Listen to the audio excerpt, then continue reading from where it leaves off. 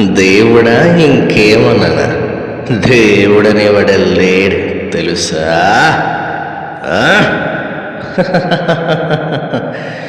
నేను చెప్తాను సమాధానం. దేవుడు చెబుతున్నాడు, బైబిల్ చెబుతుంది. దేవుడు లేడని బుద్ధిహీనులు తమ హృదయములో అనుకుందురు.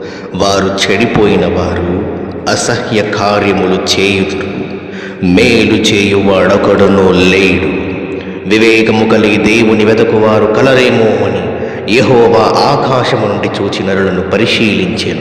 వారందరూ దారి తొలగి బొత్తిగా చెడి ఉన్నారు.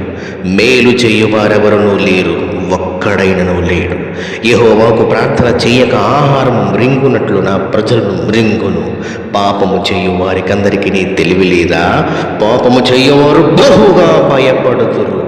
ఎందుకనగా దేవుడు నీతిమంతుల సంతానము పక్షమున ఉన్నాడు.